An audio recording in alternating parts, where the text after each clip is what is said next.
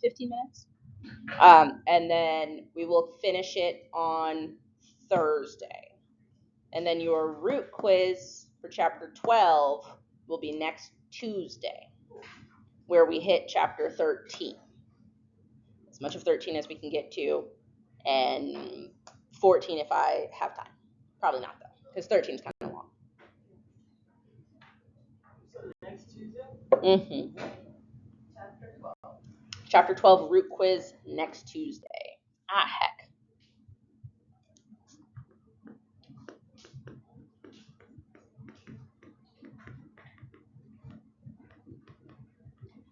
Next Tuesday.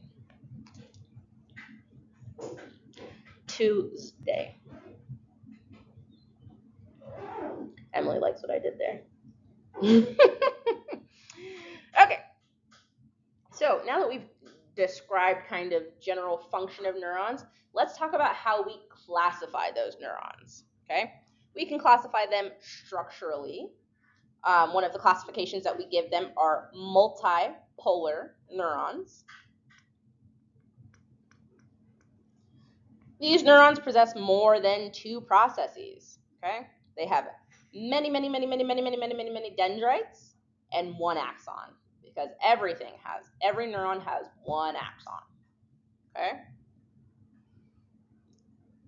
can you guess what a bipolar neuron might have? Yeah, it has two processes. These ones are pretty rare. You don't see these very often. You maybe see these in some of your sensory organs, like your eyes, or I think your olfactory nerves are bipolar. Don't quote me on that. Okay? But these bipolar neurons are pretty rare.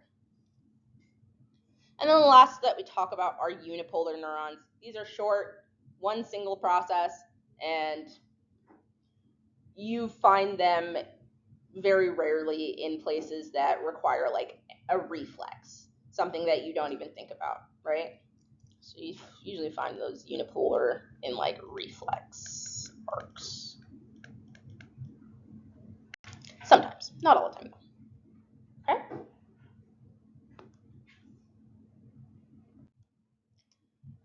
These are just some classifications. A little bit of the comparison of those structural neurons. The one that you're most used to seeing is probably that multipolar neuron. Okay?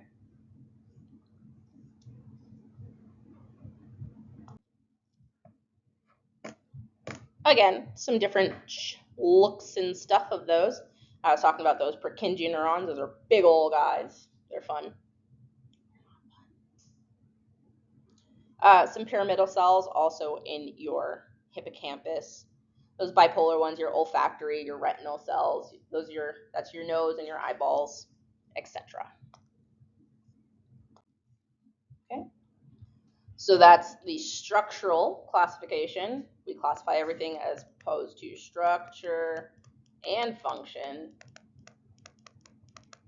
And now we're talking about the functional classification. Okay. These neurons are classified according to the direction that the nerve impulse travels relative to the central nervous system.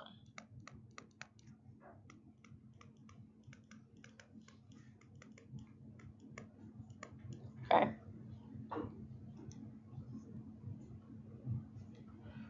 So the types of neurons that we talk about, your sensory neurons, your motor neurons, and then the last one is your interneurons. What's the special word for sensory that we use? Afferent. Afferent. Because it will affect how you feel. It is sensory afferent. And then your motor is efferent, where it will have an effect on what you do. Okay? Affect versus effect. Okay? Sensory neurons will transmit their impulses towards the central nervous system.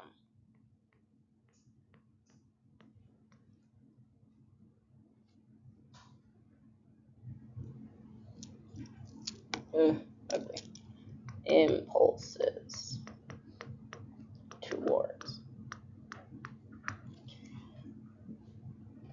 They are virtually all unipolar neurons. Okay? Outside of your central nervous system, you will find those cell bodies in what we call ganglia. That's important. I've said it 3 times now. So expect to see the word ganglia and be messing with ganglia often in this unit. Okay? These short processes in the central nervous system terminate into the central nervous system, and the peripheral processes go to the sensory receptors all throughout your body. They're short, they're fun, they just do what they need to do. They send the information where it needs to go to your brain to be processed and integrated. Okay? Your motor neurons carry impulses, guess which way? Away. From the central. Wait, I can't spell. Form. Lord. They carry impulses away from the central nervous system towards those effector organs. Effector organs can be anything like your glands, your skeletal muscles, anything like that. Most motor neurons are going to be multipolar.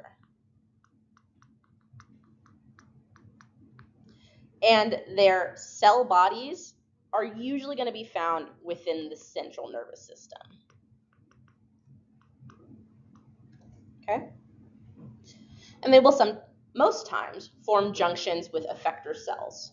Remember, in muscles, we talked a little bit about that neuromuscular junction.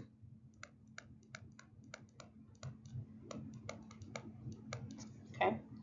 That is one of those motor neuron to effector organ junctions that we talk about. Okay? Interneurons, you're only going to find those in the central nervous system, and they're just kind of the in-between of your sensory neurons and your motor neurons.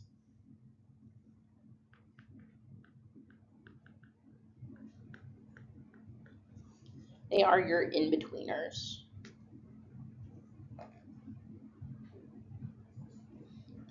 So that's how we would classify those neurons structurally, multipolar, bipolar, unipolar, or functionally, sensory, motor, interneuron. Okay? Does that kind of make sense? Cool. That's the table. You should look at that later.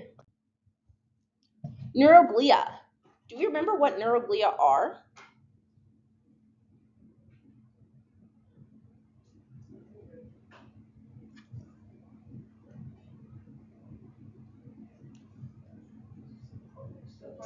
They're supportive cells of your central nervous system, of your nervous system overall. Okay?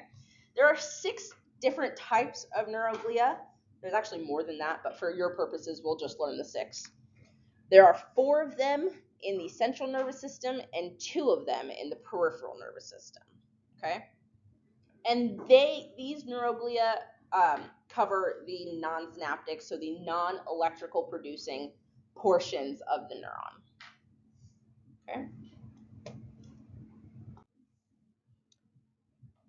Most neuroglia have a branch or some kind of cell body or something like that. Most of them kind of look like little spiders just kind of hanging out around or near your cells. Okay? There are numerous. You have a lot more neuroglia than you do actual neurons, at almost a 10-to-1 rate. Okay? They can make up about half of the weight of your brain, so there's a ton of them. And these ones can divide throughout your life. Hello, come on, man.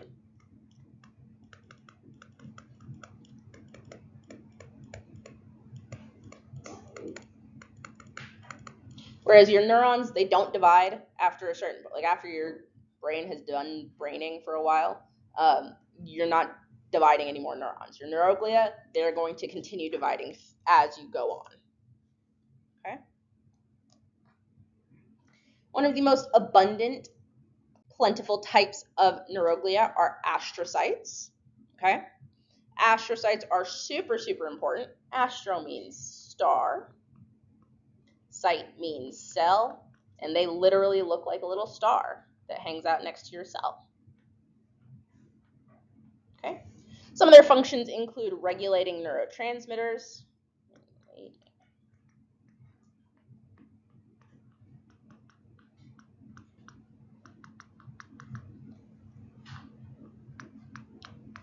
Levels of neurotransmitters, signaling to increase blood flow, controlling ionic environments, things like that. Anything that has to do with like chemicals and regulation, it's probably going to be your astrocytes doing it. Okay. They produce some molecules necessary for neuronal growth. BDTF is one of them. And they also propagate some calcium ions and calcium signalings. Calcium is a big thing in neurology, neuro stuff. So get comfortable with calcium.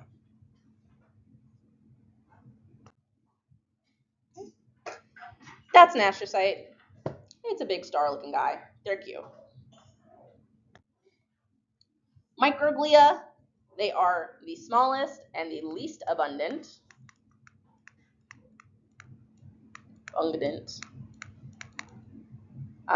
And then this is phagocytes. Phagocytes are the macrophages of the central nervous system. They're just the ones that eat up all the debris, anything that's gross or bad or anything like that. Okay? Those phagocytes are derived from monocytes, and monocytes are just a special blood cell. It's a white blood cell. Bless you. And I think that's my time. So we will pick back up here on Thursday. I have some office hours right here, right now, in this room. In like 15 minutes, I'll be here until like, I think 2.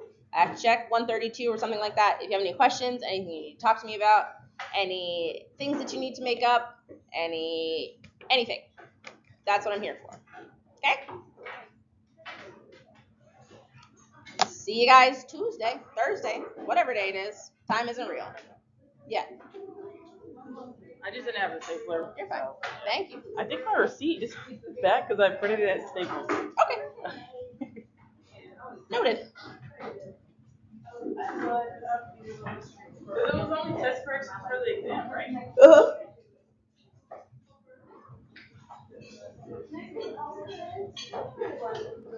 Hello. Thank you. You wanted the exam back too? Yes, please. And I printed it out. Perfect. Thank you. Oh yeah. Next Thursday, is it fine if we don't come to? Not by Thursday. It's for my sister's wedding. Congratulations. And we're kind of like distant cousins a little bit. Yeah. Congratulations. Yeah. I get that. So I could come on Tuesday. So I miss my Thursday. We're just going to be doing, try to do that. Come on Tuesday labs. We're just going to be working on those muscle mannequins and stuff like that. So just so like your group doesn't, I mean, it'll be fine. Your group will handle it. This Thursday or the Thursday after? No, the Thursday after. Yeah, that should be fine. April or something. Yeah, that should be fine. Yeah. You want to send me an email just in case? Yes, please. Yeah. I will forget. Thank you so much. Can you make sure to record the lecture? I'll remember. Send me a message on Canvas. I will forget. I have the exam to by Thursday. Perfect. Thank you. Thank you. Next week, I can still come to class this Thursday, but next week, the Tuesday and Thursday, I'm going to be going to Utah, so I won't get here. Cool. Okay, no problem. For the group quiz, do you want me to do it this Thursday, or do you want me to do it back? Let's do it this. let's do it this Thursday. And it's just chapter 12? Yeah, just chapter 12. And then review, as usual. And then anything else?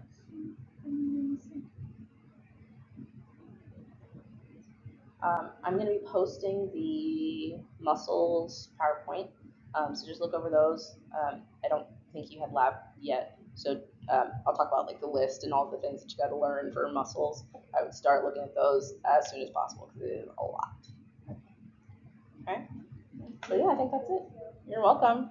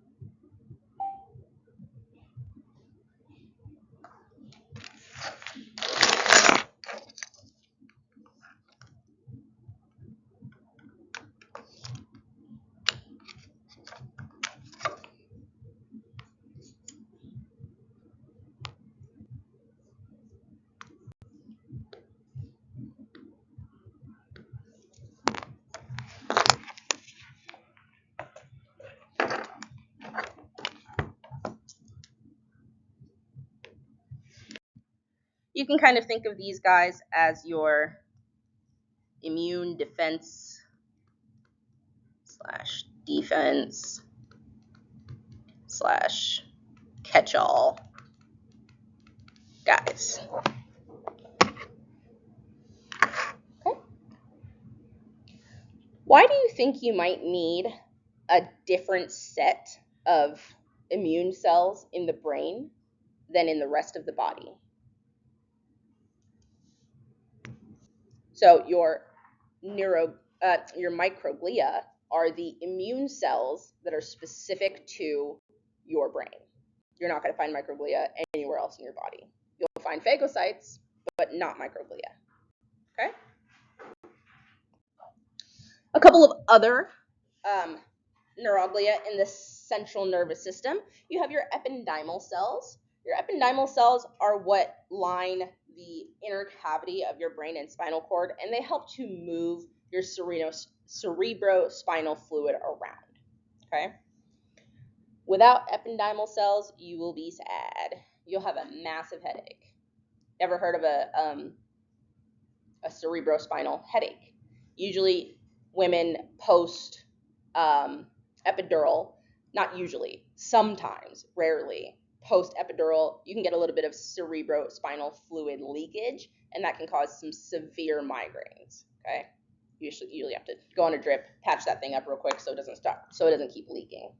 Okay, oligodendrocytes, those are your next cells. There's only a few branches of those, but they are super important.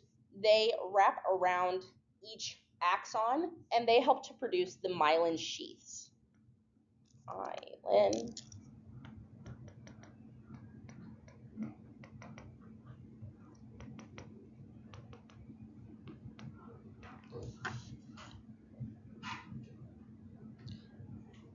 This is specific. Oligodendrocytes are specific to the central nervous system.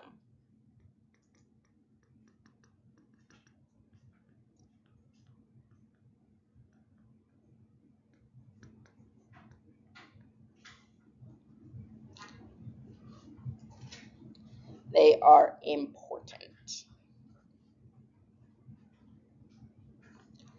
These guys circulate and make. Come on, man.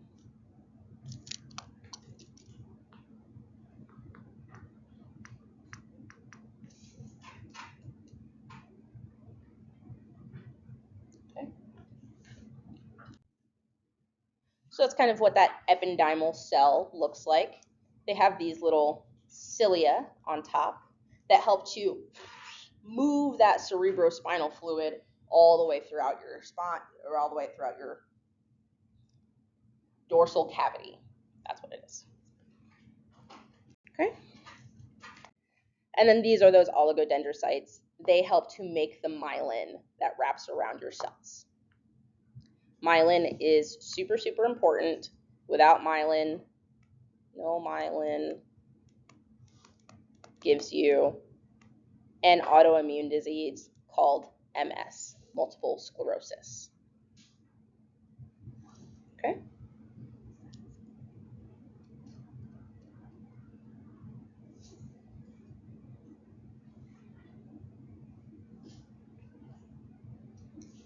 Right. So those are the 4 neuroglia in the central nervous system: the astrocytes, the microglia, the ependymal cells, and the oligodendrocytes. Now let's talk about the ones that are in the peripheral nervous system. Okay? In the peripheral nervous system, you have satellite cells. Satellite cells are essentially just kind of those supporter cells that hang out around the cell bodies of those neurons. Okay? A place where those cell bodies hang out is called what again? A ganglia. Okay? Schwann cells are the peripheral nervous system's version of oligodendrocytes. So they help to form myelin sheaths. I keep spelling that wrong, I'm sorry. Myelin sheaths around the axons of your peripheral nervous system. So Schwann cells are almost equivalent to oligodendrocytes. It's just where you're going to find them that makes them different.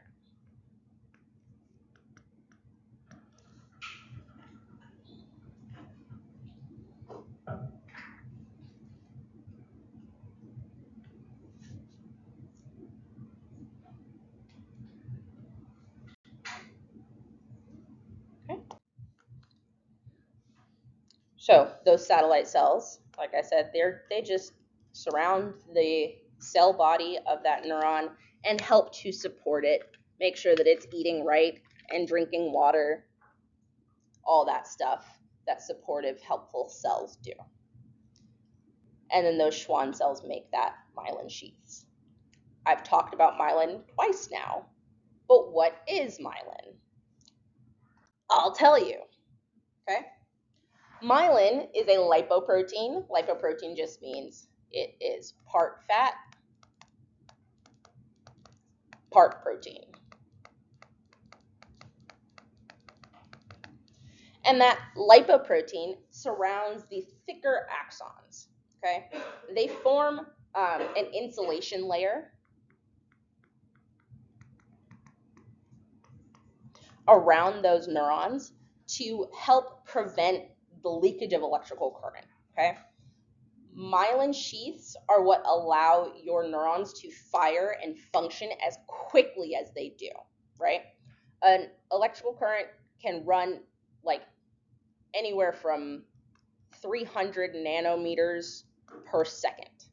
That is fast, like less than that. They run fast. And the myelin is what allows them to do that, okay? Myelin sheaths increase the speed of the impulse conduction. Sorry, increase the speed of impulse conduction. Okay? So say I have my neuron right here. If I didn't have my myelin sheaths, this electrical current, say this electrical current is coming this way, it's going to have to pass through every single bit of this axon. It's going to have to pass through every single bit of it. But when I do have a myelin sheath,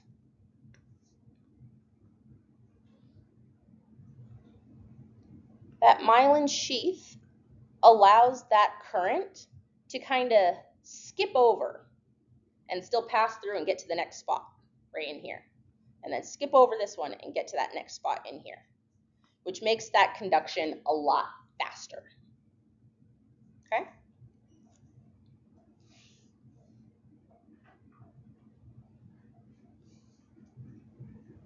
I hate that. All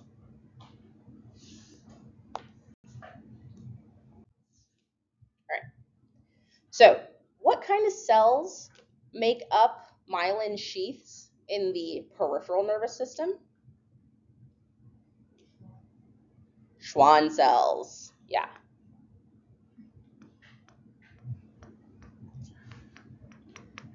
So, those Schwann cells make up that peripheral nervous system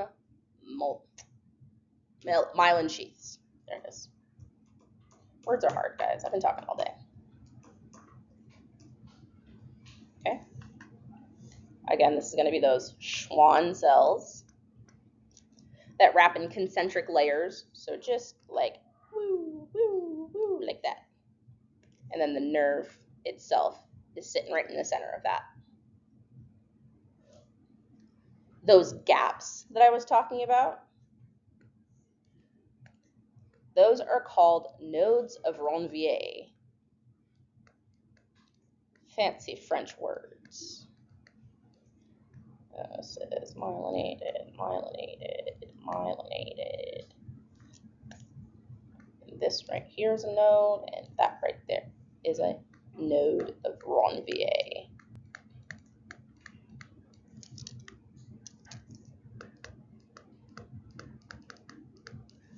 Okay. And like I said, those gaps are what allow that electrical conduction to be so rapid. Okay? You'll find myelin in thick axons. Thick axons are myelinated. Thin axons are unmyelinated. So they will run slower. Why? The electrical current has to run through every bit of that thin axon. Does that make sense? Okay.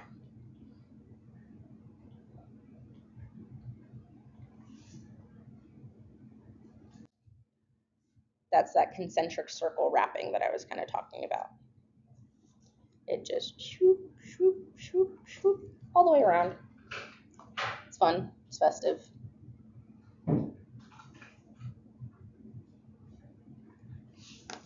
Even the quote unquote non-myelinated axons are still kind of myelinated. They're just not specifically myelinated. Notice in this one, you have one nerve that is fully wrapped by that axon, or by that myelin. In the non-myelinated, you can have a group of those thinner axons that do kind of get a little bit of that Schwann cell myelination, just not nearly as much. So the non-myelinated are more slow. Why would we want a slower nerve? There are some reactions that need a little bit of time to, like, for lack of a better word, validate in your brain.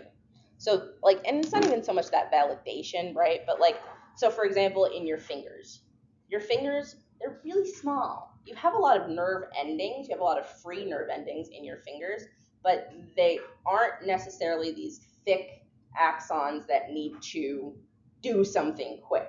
Like, if you feel your fingers freezing, you want that to kind of go slow. You don't want to feel that nearly as much, right? So you want that to kind of move a little. And by slow, I don't mean slow. It's not like it's like taking an extra second and a half. It's still like if a thick axon is moving at like what, 700 nanometers per second, a slow one is moving at like 200. So it's not like it's going slow. It's just slightly slower than the fast ones. Okay? Does that make sense? Does that answer your question? Great.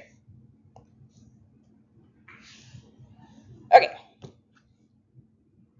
Oh no, it's gonna skip. Oligodendrocytes.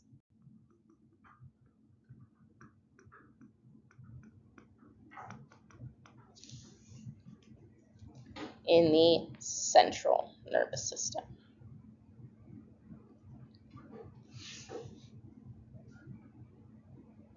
Okay. So that's myelin. Myelin's your best buddy. Life without myelin is hard. So now that we've kind of talked about myelin and how it forms and all that stuff, let's talk gray matter and white matter.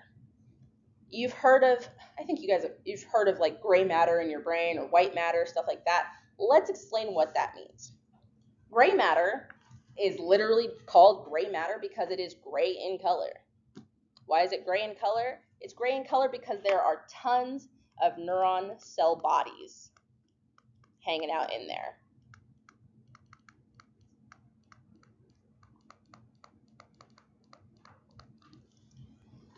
Okay? It's a mixture of those neuron cell bodies, the dendrites, some short unmyelinated neurons, and those neuroglia. All of those hang out in that gray matter. Okay? There are some synapses that occur here.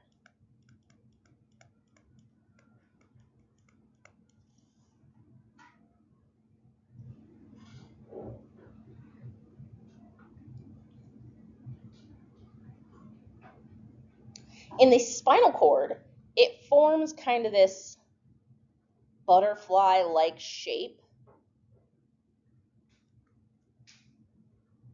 that is then surrounded by white matter.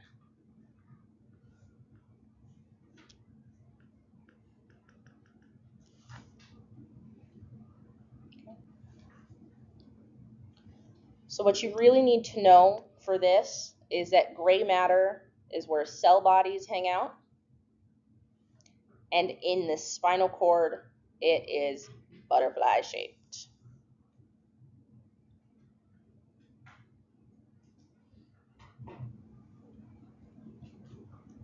And it surrounds those hollow central cavities. So your gray matter is more on the inside, is more,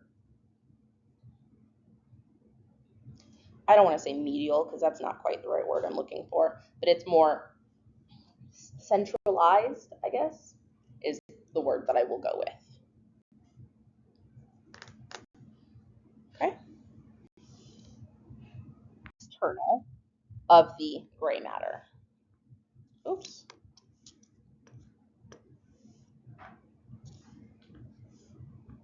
Bro.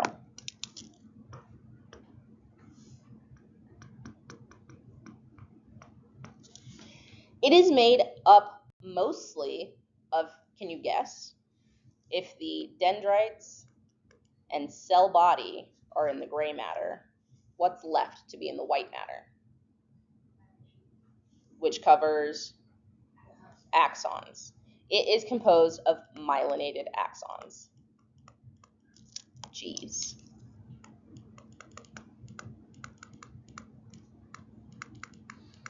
Okay? Specifically myelinated axons. That lipoprotein makes it look white in appearance. Okay? And that's why it is called white matter. Because again, biologists, not creative. Okay?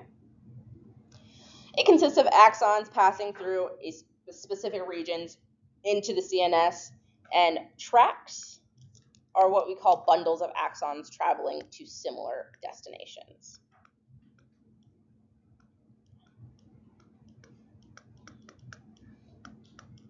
That's a T, and there's an R, and I'm really trying, but it's saying no.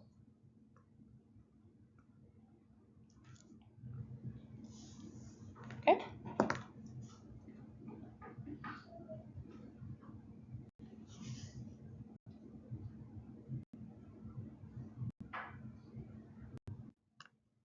Okay. So this is that butterfly-looking shape that I was talking about just a little bit ago. That is made of gray matter. This is looking in your spinal cord.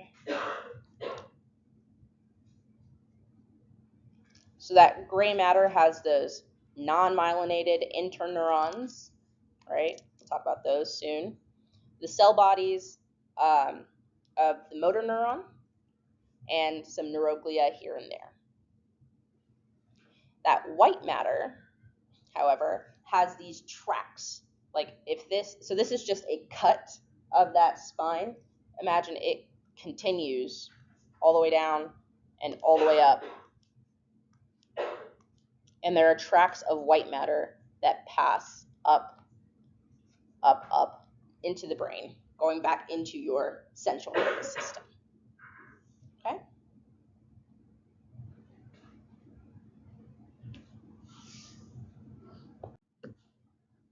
Nerves. Nerves are the cable-like organs of the peripheral nervous system. You have neurons in your central nervous system, not a ton of actual special nerves.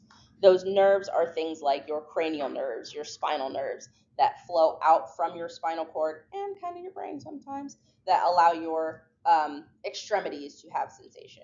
Your organs, your visceral organs, all of that stuff, all of that gets articulated by spinal nerves. Most nerves have some myelinated and non-myelinated axons within them. And in the peripheral nervous system, they're surrounded by Schwann cells. Okay? Cool. So, when we're talking about those nerves, just like in muscles, we have fascicles. So what do you assume a nerve fascicle might be?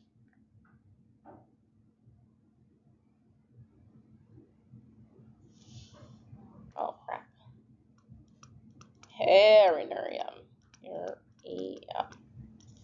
And then that last one, that delicate layer of connective tissue that surrounds the axon that is not a myelin sheath. Endoneurium. Great. Endoneurium.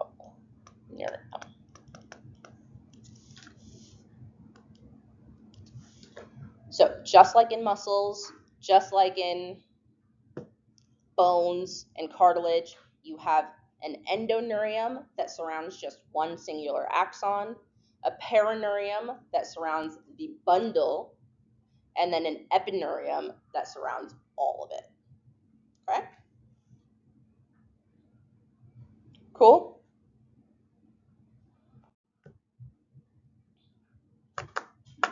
Okay. So there's that epineurium, the perineurum, and then that endoneurium just outside of the myelin sheath.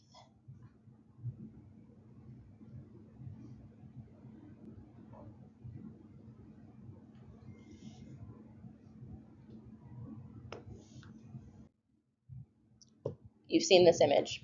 I don't remember why I put it in here twice, but I did.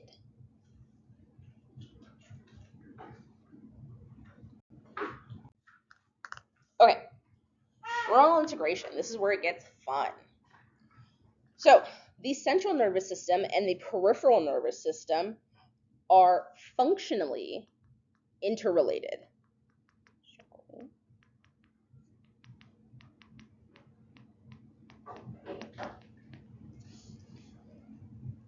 They work together to allow your body to do the things that it needs to do in a day.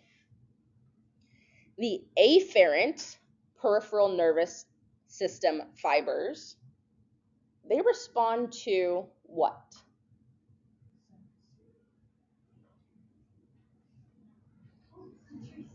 Yeah, they respond to sensory stimuli. Afferent it will affect your feelings.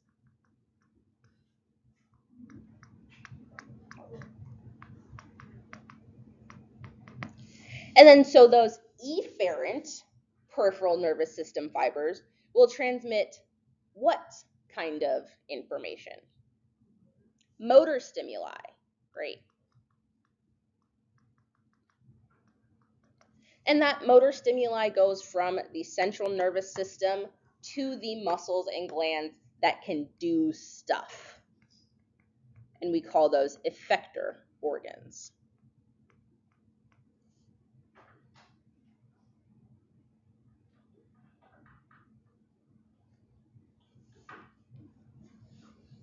Okay? So those are nerves of the peripheral nervous system and how they respond, how they function. Nerves of the central nervous system are usually composed of mostly interneurons that will receive that sensory information and direct that stimuli either straight up to the brain so it can be processed and we can do something about it and send that to an effector organ, or it will pop it straight back out to the peripheral motor fibers for like a reflex or something like that. And we'll talk about reflexes soon. Okay? So those are your nerves of the central nervous system. Peripheral, PNS, receives sensory stimuli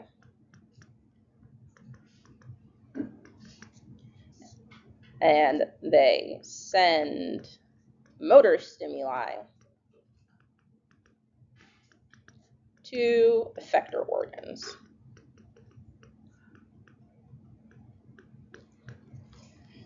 The nerves of the central nervous system, you can kind of think of these guys as traffic directors.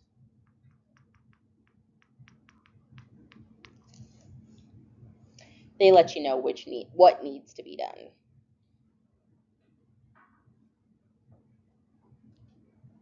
Those traffic directors will sometimes just bypass your central nervous system entirely. That bypassing is what we call a reflex. Okay? Reflex arcs are responsible for some of the automatic things that you don't even think about. Like when you are a little kid and you're curious about the kitchen and you put your hand on the stove because it's pretty and it's glowing red, right? That's going to hurt. Your brain, without even really thinking about it, will say, ow, that's hot, and force you to move your hand. That's a reflex. You don't think about that. As an infant, infants have what we call a Moro reflex. So if you, I'm not sure if this is the Moro reflex specifically, but there's a whole bunch of them. One of them is if you brush their cheek, they will turn their head to that direction. Reflex. If you not drop a baby, don't drop a baby, right? But like if you are holding that kid upright and you let it kind of fall back, not fall, don't drop babies. To test this out, I'm so serious, don't drop a baby. They will automatically kind of like throw out their arms and gasp. That is a reflex, okay? You as an adult have a reflex in your knee. You know that one that the doctors hit and that one hurt? And yeah, that is a reflex. So all of those things kind of bypassing the central nervous system, you don't even really think about them. Your body just does it for you. Okay? Oh, I was supposed to write things, sorry. They're responsible for reflexes. Jesus. Reflexes. Reflex arcs can be pretty simple. They can be a little complicated sometimes, but for the most part, they're pretty simple. A reflex arc comprises of 5 parts. And those parts are as follows.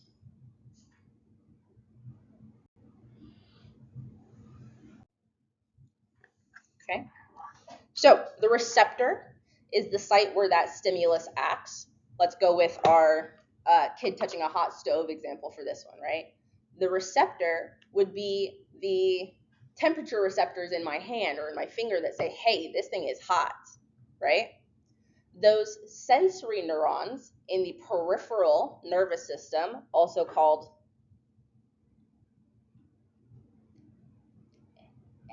afferent neurons, will transmit an afferent impulse to the central nervous system. Okay?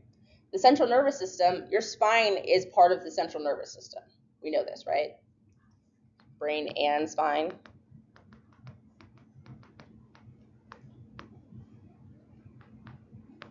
Okay. We'll send that to the central nervous system. After it has gotten to the central nervous system, it will integrate at an integration center.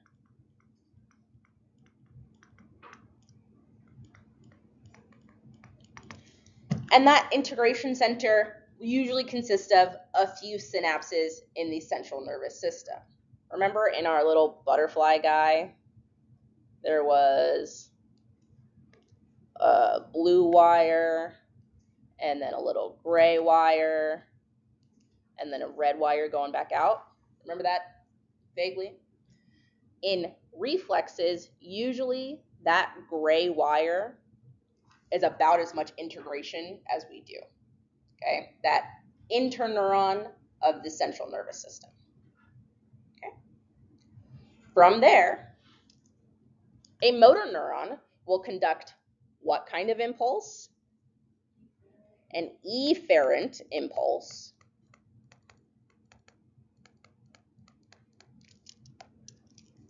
from the integration center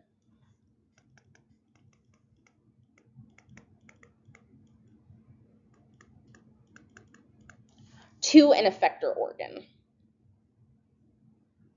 Okay. back with our kid. He said, "Hey, that's hot. My brain and body have realized that's hot. I need to send a signal to this hand to say, move." In this case, that would be the muscles of my arm that say, hey, I don't want to be on that hot thing anymore. It hurts. Okay? All of this happens not instantly, but damn near. Test it out for yourself.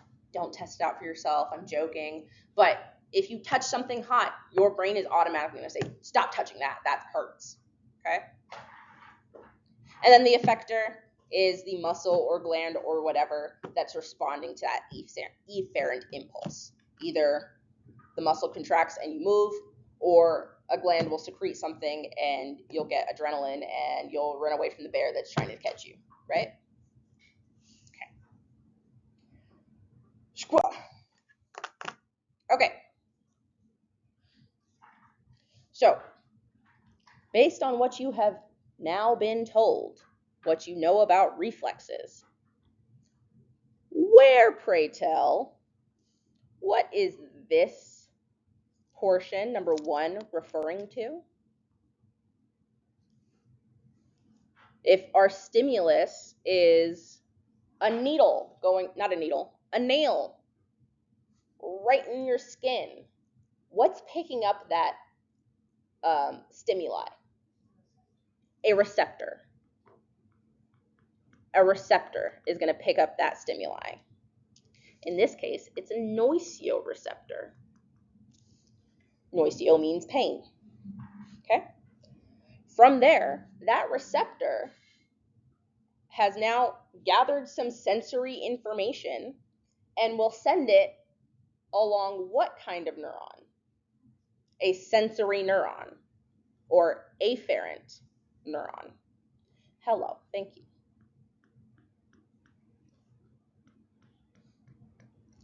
That sensory neuron will then synapse onto this interneuron.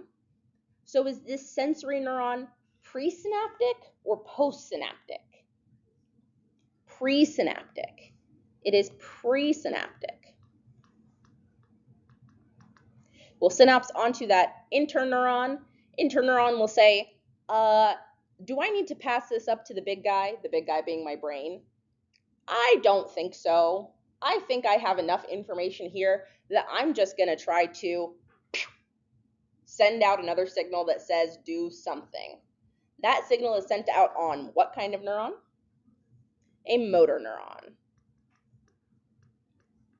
Also known as an efferent.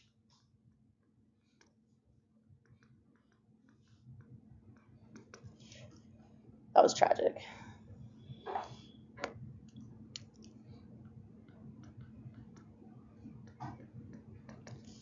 And that motor neuron will then try to synapse onto an effector organ.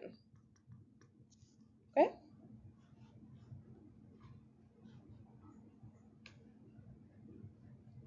Cool? Cool.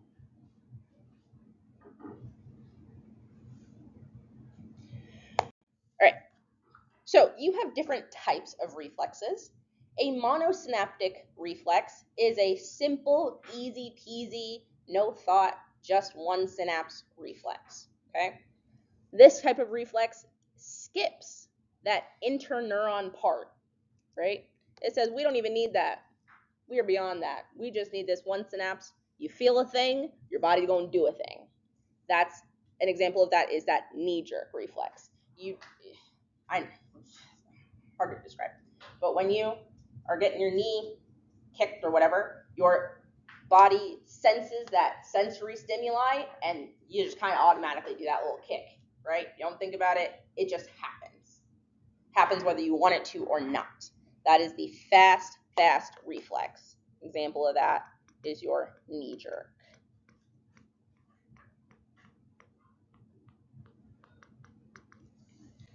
Your sensory receptor feels the stretch of this tendon here and says, stop doing that. I don't want to feel that stretch. So it stops. Okay. A polysynaptic reflex has one or more interneurons that are a part of that pathway. That's what makes it polysynaptic. Poly meaning many.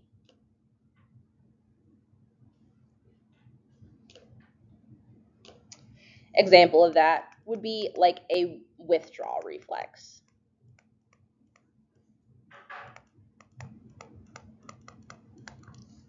That's the something hot is on my hand, I want to pull my hand away. Something stabbed me, stabbed my finger, I'm going to move my finger away from whatever is stabbing, okay? Those types of reflexes are much more common, much more common, and it uses an interneuron to signal to that motor neuron that something needs to happen. So in a polysynaptic reflex, those interneurons are vital.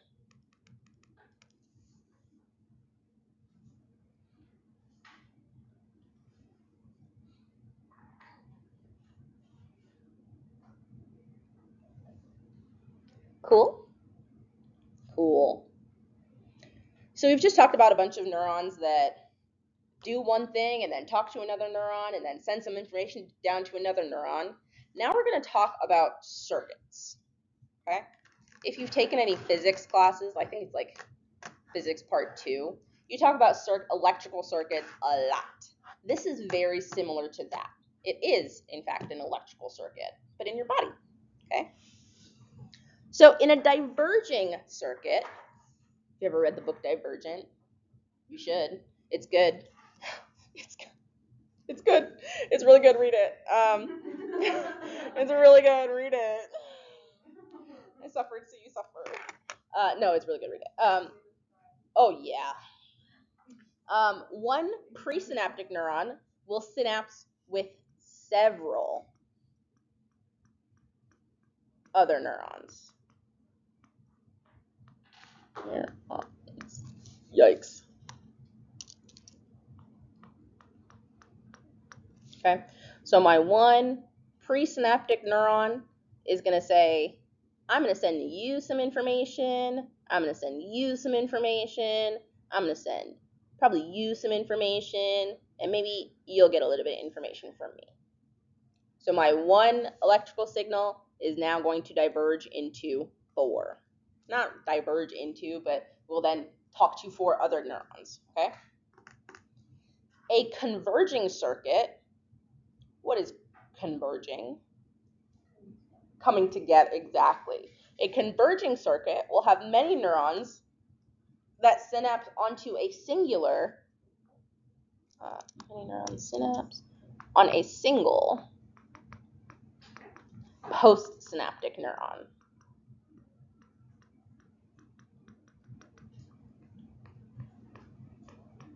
Okay, so all of these guys say, hey, what's up, homie? I have so much information all for you.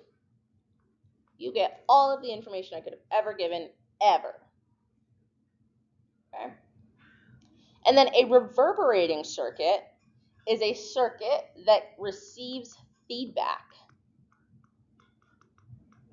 Sorry, this has to go. Feedback from a neuron that is in that circuit anyway, from a collateral axon. Remember, those collateral axons are kind of those offshooting bridges of axon. Okay. So in this guy, you'll have this guy who's sending info to this guy, who's sending info to this guy, who's sending info to this guy. But one of my branches of this guy will go back and say, hey, I'm going to tell you what's up. Okay? Don't worry if my diagrams don't make sense. Pew! There's one on the next page. Okay?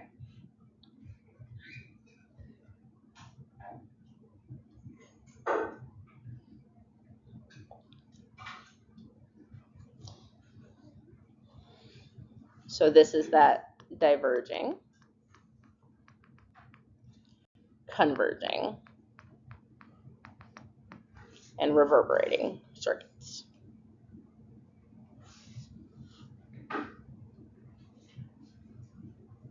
Okay. So in processing, very similar to those electrical currents, you have two different types of processing. You have the first, which is serial processing, in which a neuron will, there's a G there, will pass that signal to a very specific destination on one singular pathway. It's just going to go straight from here to here to here along until I get to my effector organ or whatever it is that I'm trying to do. Parallel processing, however, is the second one. Processing. Parallel processing is when that input is delivered on two or more pathways, right? So an example of that is when you taste something. When you taste something, you're actually smelling it as well. You cannot get away from tasting things without smelling things. They are intertwined. So you are receiving that same sensory stimuli in two different pathways. One of them being your olfactory, the other one being your gustatory. Okay.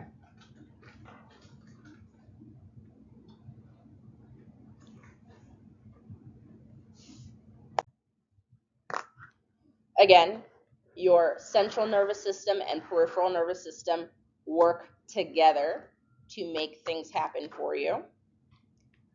These neuronal circuits will often form networks of interneurons. Those interneurons, again, are those almost like those traffic directors that say, hey, I either need to do something about this right now, or I need to send this up to the big guy so that he can make a decision about what we want to do about it. Okay. An example of that integration, painful stimulus. The immediate response is a spinal reflex, but it actually, it has that sensory interneuron motor. And that interneuron is a part of the gray matter of the central nervous system. So there's a cell body or two trying to make that decision. While your spine responds to the stimulus itself, the pain takes a second, right? If you've ever,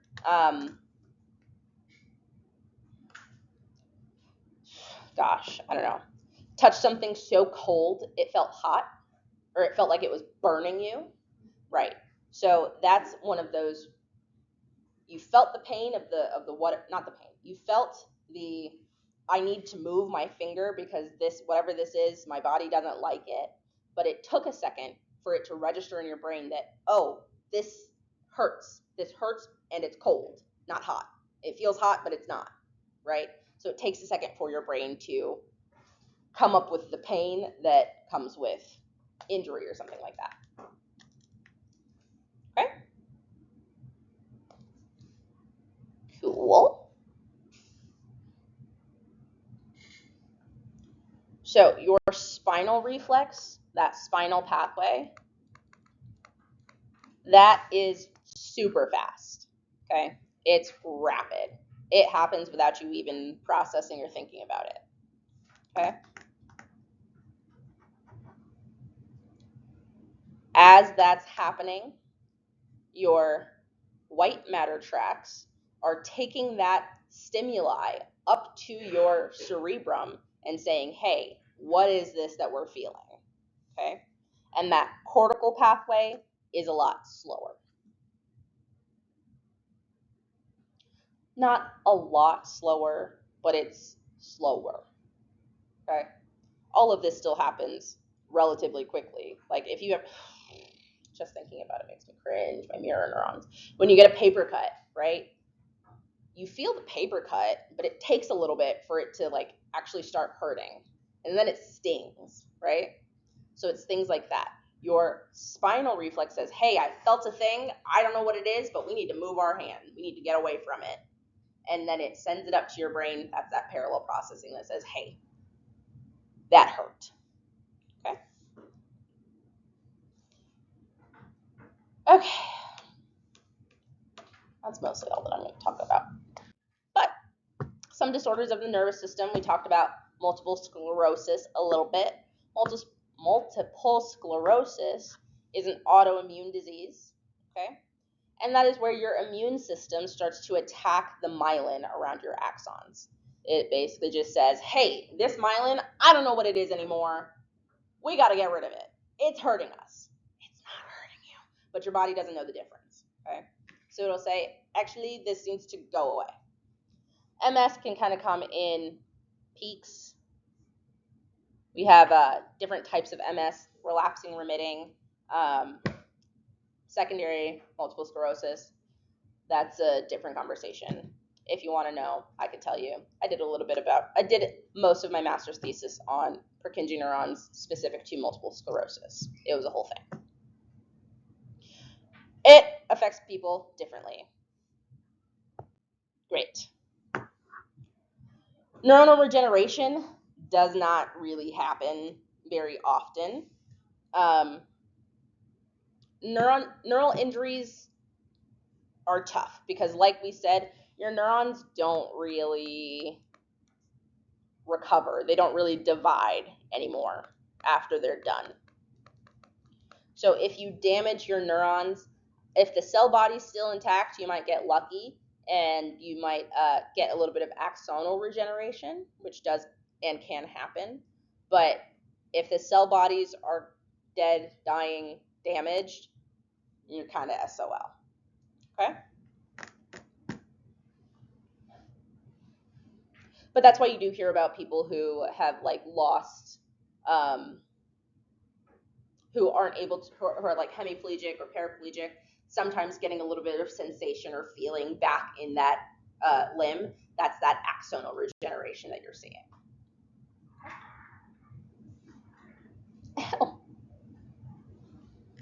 Okay? That it exists. It happens sometimes.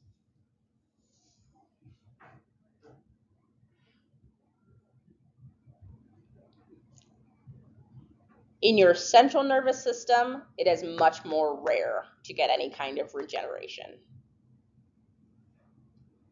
In your central nervous system, once it's damaged, you're kind of SOL. Okay? So please wear a helmet. If you're moving quickly, wear a helmet on wheels or something like that. If you're in a car, wear your seatbelt. They are proven to save lives because if you hit your head on that windshield and it cracks your skull and the skull bones start to stab into your brain, we can't help you there. Okay? So be very, very gentle and careful with your brain and your spinal cord. You do not want those to break. Sometimes you get a little bit of regeneration. Those are those neural stem cells. They can sometimes come back into play and try to help you with that regeneration, but oftentimes they don't do much. Okay. As an embryo, we remember that the nervous tissue forms from that dorsal ectoderm. I would probably know that if I were you. And the formation of that neural tube and neural crest help to form your brain and spine in utero.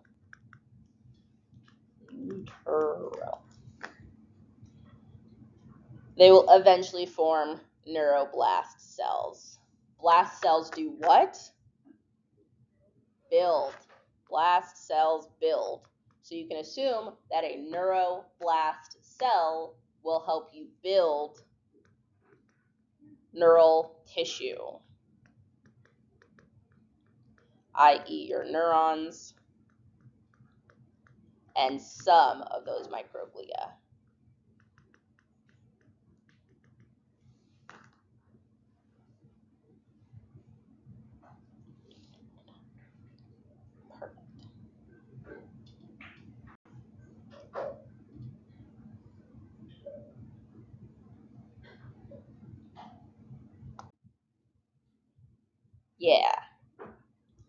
Does at least this half of it look a little familiar?